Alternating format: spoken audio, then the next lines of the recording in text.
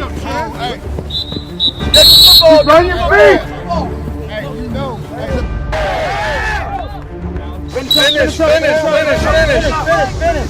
The Gameday Broadcast Network is proud to present Football Media Day.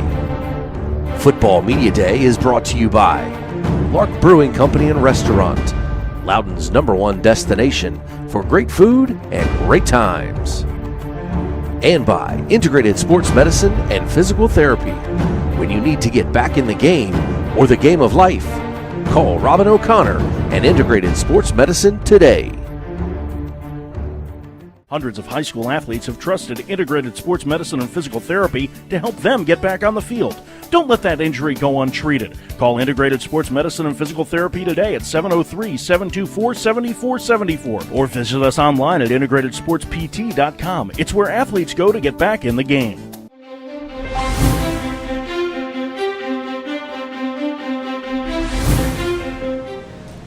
I'm Jason Hescock, going into my 6th season as the head coach for the South Lake Seahawks in Reston, Virginia.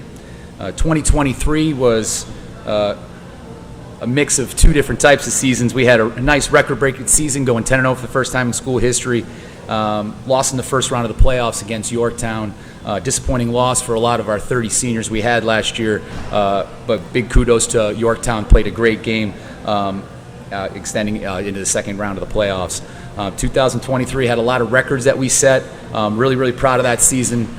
Wish we could have stayed healthy. I think being healthy was a big factor at the end of our season. Losing some real key players in the first round of the playoffs and not executing with some of those backups that we needed to execute in that first round. Our off season, we've had a really competitive off season. We have 22 seniors this year going into our ranks for our 2024 fall.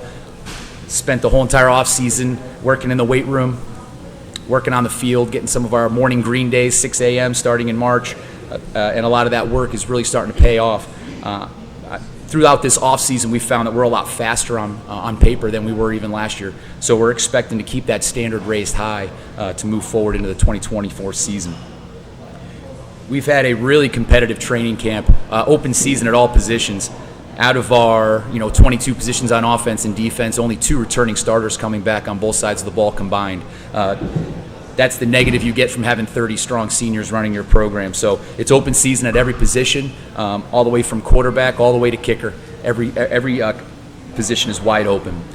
Key returning players, like I mentioned earlier, we only have 2 returning starters coming back from the 2023 season, but the biggest name that's on that returner is going to be our all-region offensive tackle, Xavier Swain. He'll be playing left tackle for us. Another unknown entity would be Alex Saunders going into his senior year. He didn't play last year due to starting the season catching mono and then having a hamstring injury from trying to come back too fast, too quick, that he had to manage all season. He didn't really even play any snaps. So we're really expecting big things out of him, as he's one of the most athletic and dynamic kids that we have on the field this year. We're also led by some really strong seniors on the defensive line, Nathan Deglel. On the offense and defensive line, we got Joseph Falls, and we also have Amari Thaxton on our defensive line as well. Really strong, wiry, really good kid that's really bought into our offseason. Probably our fastest kid on the team is Cody Wood. We had our blue-white scrimmage just yesterday, and a little inter-squad scrimmage. And Cody Wood is really tough to catch in the open field, and there's not many people I feel in the state that can catch him. Some of our young guys to watch. First thing to watch is going to be our rising seniors. They're all gunning for starting spots right now. Like I said, there's 22 seniors, and only 2 of those returning starters. So a lot of those guys, a lot of our juniors have been waiting for their shot to get to where they're at. We have a saying on our team: you lose a game for every sophomore you start. So we're not looking at a lot of those sophomores to be big players, but we have some juniors that are also competing for a lot of those spots as well. Our season expectations is, we've worked really hard, as a coaching staff the 5 years that I've been here at raising the standard of our program. And one of the biggest things for our expectations is not to lower that standard. Our 30 seniors we had last year really took that flag and marched up that hill. We want to make sure we don't go backwards and lower our expectations and standards for our program. So this year you're going to see an offense that's going to be fast tempo. We're going to find a way to win, and we're going to be tough and gritty. On defense, you're going to find guys that love to fly around, that love to be physical at the point of contact, And we're really excited to see how those guys step up, because we believe that competition brings the best out of our young men and young ladies, and we're going to see those guys and who steps up. Coach, you're from the perspective of your opponents. They're going to circle your game as, the game that they're really excited about. Do you have? Do the kids have any particular games that are going to get them super excited from your schedule that you're playing? Yeah, I mean, I think we've done a good job as a coaching staff really explaining to these kids how every game is important, and you can't let one slip. We play in the Concord district, and that's a gauntlet in its own. We were fortunate enough to come out on top, undefeated in the Concord, undefeated in the regular season last year. We know that everyone's circling us on the schedule. We welcome that target because that means we're doing something right if people are following us. So we understand that target. We understand the job that is ahead of us. But individual games, we still have to worry about our crosstown rival, right? That Barron Cameron Bowl is a big game for us versus Herndon. But we have some other games that are going to open up in the beginning too. Mount Vernon, Falls Church. You got some new coaches developing their players as well, trying to run their program. So a lot of unknown entities that are still up early on our schedule, on top of the Concord district, which is always a battle. And to come out on top like we did last year, the first time in school history winning that district, very, very commendable by the work our 30 seniors did last year. You've got a lot of good athletes coming out of South Lakes. How has the transfer portal affected sort of the attitude of your players who want to play at the next level? Yeah, I think that's it's really up to us as the coaches, just really keeping them grounded at the reality of what's at that next level. Being a former college coach myself, I get it. I see why the transfer portal is so popular. And I think it's up to us to kind of talk to those kids about about half of the scholarships that were available 5-6 years ago are even on the table right now for a lot of our high school seniors. So for the college world, it's great. Those guys pay their families off of performance of teenagers and young men. For us at the high school level, less and less kids are getting opportunities. But Division II and Division III are bigger opportunities for some of those kids. So I think that's a great opportunity for us coaches to have with the kids and talk about the Division II, Division III route and the opportunities that are still out there at those levels as well.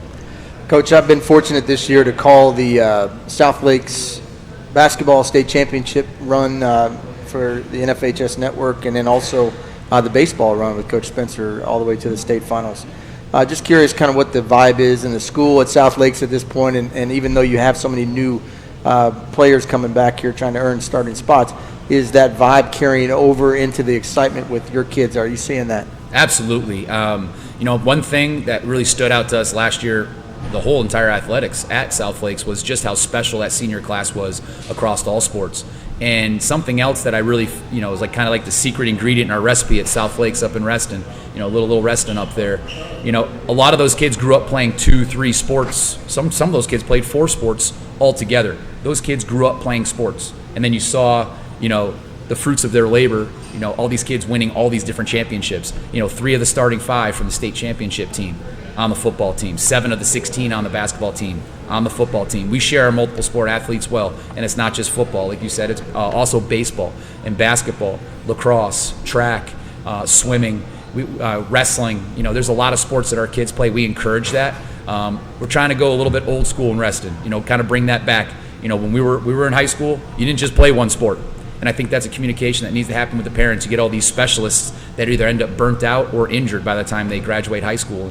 We're seeing the benefit of playing the multiple sports. The parents are starting to see it and buy in. And like you said, last year we really had, kind of the truth to all of that work, to see it come to fruition with Concord District Championship football going undefeated, basketball winning the state championship, baseball and softball. The ladies too can't be excluded from just how competitive they've been as well, making it to the state championship run. So all that success, multiple sports, we believe in it. Secret ingredients in our recipe.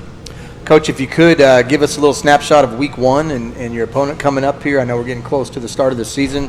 Just thoughts on where you're at, what you've seen on film, and kind of what your expectations are. Yeah, so week 1 for us is going to be Osborne on the 29th. So we're going to take a trip down to Manassas, so a nice little long bus ride for us. But really excited for that game. We know that coach is doing a good job with their staff. They have a lot of talent running around that field, a lot of speed, a lot of guys that can do some very special things if they get in open field. And we don't do our jobs and miss assignments. I hate to use the coach speak, but we're really just going one day at a time because, we still got scrimmage against West Potomac next week, and, just getting our mind right because now it's the first time we're going to be hitting somebody else. We only did one scrimmage this preseason. We did an inter-squad on Saturday, and we only have one scrimmage because of the shortened preseason this year for Fairfax County Schools. So we're focusing on that. We're still trying to figure out who our starters are every single day at practice. One day it's one guy, the next day it's the next, and that competition is really showing through and kind of leading to the competitiveness of our team. Anything new with your coaching staff this year? Anybody joined you that wasn't there a year ago, or did you keep everybody together? Trying to keep the band all together, and one thing that I've done is I've put more emphasis on our freshman staff and really getting a separate freshman staff entirely just to give those kids more coaching. We're not blessed like a lot of schools that have kids that have been playing football their whole life. I'd say across our whole team, about 75% of our kids never played football before. So for us to have the success that we've had with only 25% of our kids being seasoned veterans playing football from the Pop Warner and the youth leagues all the way up, I think that's really a commitment to our coaches. That's the hardest thing I do. Yeah, I motivate young teenagers and hold them accountable, but I think the hardest thing that I do is finding the right and good adults to put in front of our kids to teach them these valuable life lessons that everyone here loves football, and we understand we're biased, the greatest team sport that's out there, but there's some life lessons that really help some of these young men and ladies out there that football can only give you. All right, final question for you. We had you in your first press conference 5 years ago. You win the Concord last year. You go undefeated in the district. You get into the state playoffs. The question I have for you, regional championship. All these things are always goals of yours as a coach, but here's my question. What would you tell year one coach now that you're going into year 6 of yourself? What would you tell the first year guy that you came and talked to us about? Man, remember why you coach. Stay true to yourself, and trust your gut instinct. One of my mentor coaches, told me when you focus on doing small things right, the big things take care of themselves. I have to remind myself of that every day, and keep harping on the small things. Right, the big things will take care of themselves, and just how to teach that to teenagers as well. But yeah, just stick true to myself and stick to my guns. Coach, as always, it's great to see you, man. Good luck this season. We look forward to watching the Seahawks, and it should be another great year. Awesome. Thank you for having us. There you go, Ken. Hey. Get the football. Run your feet. Hey,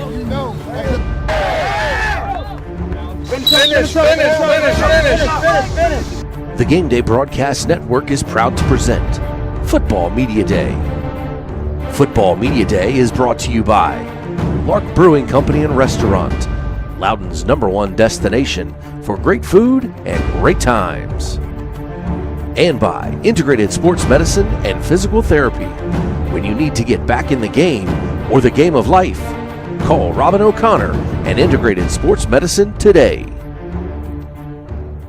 Hundreds of high school athletes have trusted Integrated Sports Medicine and Physical Therapy to help them get back on the field. Don't let that injury go untreated. Call Integrated Sports Medicine and Physical Therapy today at 703-724-7474 or visit us online at integratedsportspt.com. It's where athletes go to get back in the game.